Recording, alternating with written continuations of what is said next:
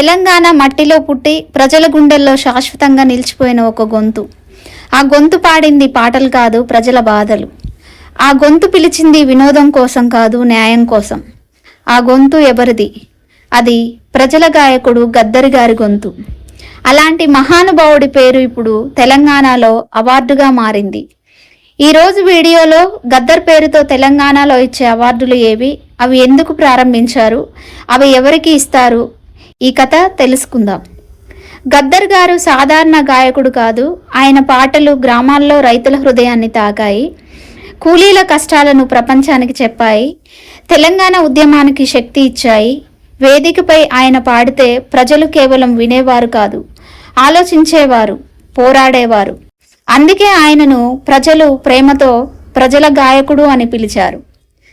గద్దర్ గారి మరణం తర్వాత తెలంగాణ ఆయన సేవలను గుర్తిస్తూ ఒక గొప్ప నిర్ణయం తీసుకుంది.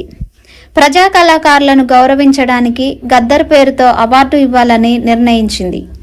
ఈ అవార్డు యొక్క ముఖ్య ఉద్దేశం ఏమిటంటే ప్రజాగీతాలను ప్రోత్సహించడం, సామాజిక చైతన్యం పెంపొందించడం, తెలంగాణ సంస్కృతిని కాపాడటం. ఈ అవార్డును ప్రధానంగా ప్రజా గాయకులకు, ప్రజా కళాకారులకు, రచయితలకు, సామాజిక ఉద్యమ కార్యకర్తలకు ఇస్తారు.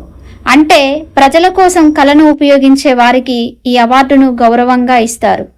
గద్దర్ గారు ఎప్పుడూ ఒక మాట చెప్పేవారు, కళ ప్రజల కోసం ఉండాలి. ఆయన జీవితమంతా అదే తత్వంతో గడిచింది. అందుకే ఇప్పుడు ఆయన పేరు ఒక అవార్డుగా మారింది. ఇది కేవలం అవార్డు కాదు, ఇది ఒక స్ఫూర్తి.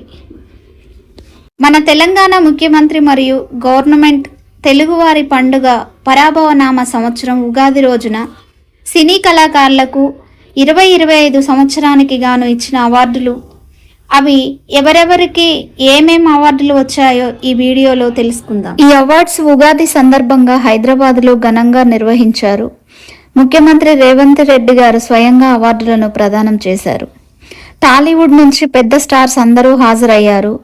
స్టేజ్పై స్పీచెస్, ఎమోషనల్ మూమెంట్స్, సెలబ్రేషన్స్ అన్నీ కలిపి ఒక గ్రాండ్ ఈవెంట్ అయ్యింది. 2025 సంవత్సరానికి గాను ఉత్తమ చిత్రంగా రాజు వెడ్స్ రాంబాయి ఎంపికైంది.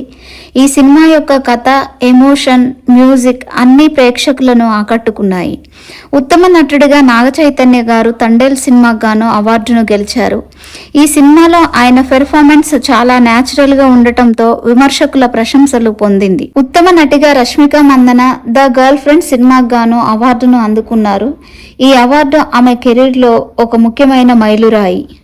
తెలుగు చిత్ర పరిశ్రమకు చేసిన విశేష సేవలకు గాను మెగాస్టార్ చిరంజీవి గారికి ఎన్టీఆర్ నేషనల్ అవార్డును ప్రదానం చేశారు. అలాగే విలక్షణ నటి జయసుధ గారికి ఏఎన్ఆర్ అవార్డును మరియు లెజెండరీ నటుడు కమల్ హాసన్ గారికి పైడి జయరాజ్ అవార్డులను ప్రదానం చేయడం జరిగింది. సంగీతం శ్రీనివాసరావు గారికి బిఎన్ రెడ్డి అవార్డు మరియు అశ్విని దత్ గారు, ఆర్ నారాయణమూర్తి గారు, రమేష్ ప్రసాద్ గారు, సుద్దాల అశోక్ తేజ గారు వంటి ప్రముఖులకు కూడా ప్రత్యేక పురస్కారాలను అందజేయడం జరిగింది. కాంతారావు గారి అవార్డును ఆర్ నారాయణమూర్తి గారికి అందజేయడం జరిగింది. మన జీవితంలో కొన్ని పేర్లు చరిత్రలో మాత్రమే ఉండవు, మన హృదయాల్లో ఉంటాయి. గద్దర్ గారు అలాంటి పేరు. ఆయన పాటలు ఇంకా వినిపిస్తాయి, ఆయన ఆలోచనలు ఇంకా ప్రేరణనిస్తాయి. అందుకే తెలంగాణ ప్రజలు చెబుతున్నారు, గద్దర్ గారు లేరు కానీ ఆయన స్ఫూర్తి ఎప్పటికీ ఉంటుంది అని.